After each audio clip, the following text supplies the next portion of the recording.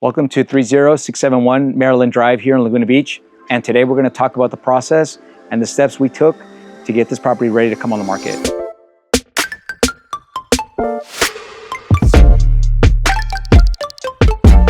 So first thing is we had to go through an eviction process, which was started with a 30-day notice.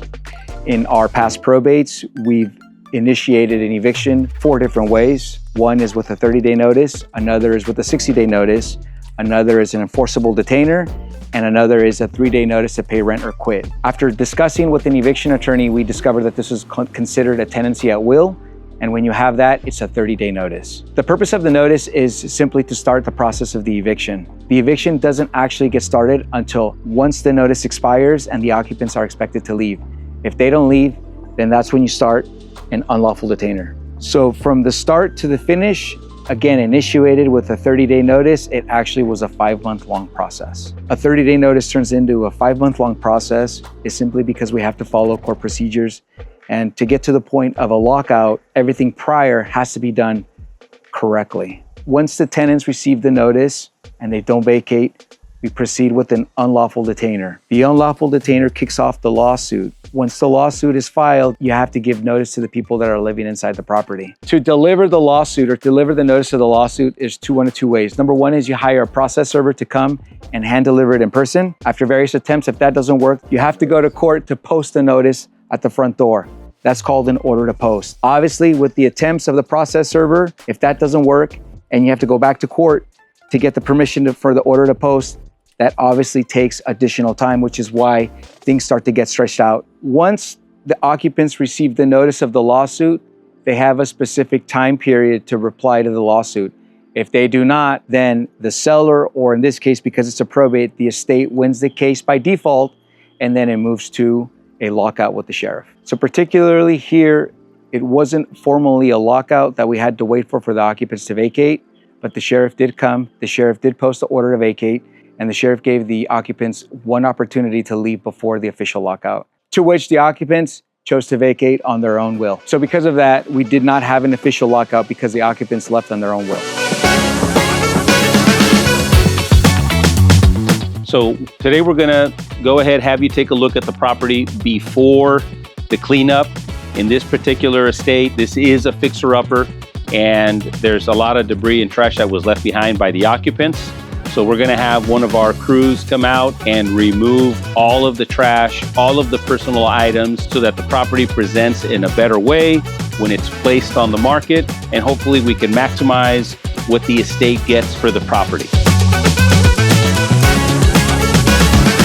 Marcos and I have helped families navigate the process of selling their homes in probate since 2011. And I would say on the average, we probably come across maybe 3 to 7 fixer-uppers a year in the probates that we're selling. And so this is what I've noticed. The difference between cleaning up a property before you place it on the market that's a fixer-upper, or the difference of just leaving it as is with all the personal items. Truthfully, at the end of the day, the numbers are just the numbers. The investors are going to invest anywhere from $2,000 to $4,000 removing all of the personal items. And so what I would say is most of the time, you don't necessarily have to clean up the property.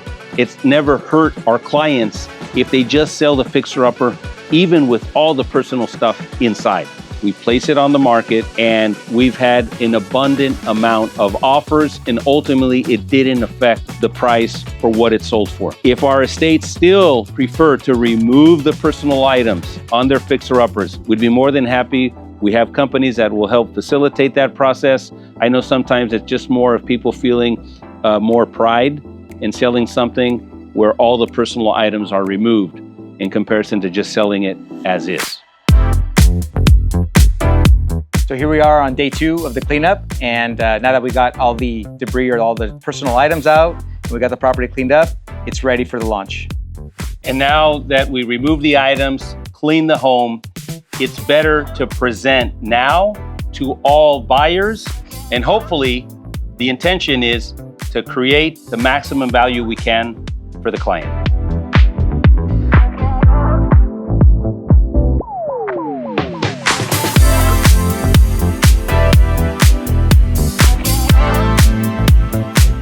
In step 1, We removed all of the personal items and trash that was left behind. In step 2, we had the professional cleaning company come and take care and clean up and tidy up the place. And in step 3, we had the professional photographers and videographer come, take pictures, drone shots, and video. And now we're ready to launch this property to the market. So if you have a property in probate in Orange County or in Laguna Beach that you need help with, do not hesitate and contact us. Our information is down below.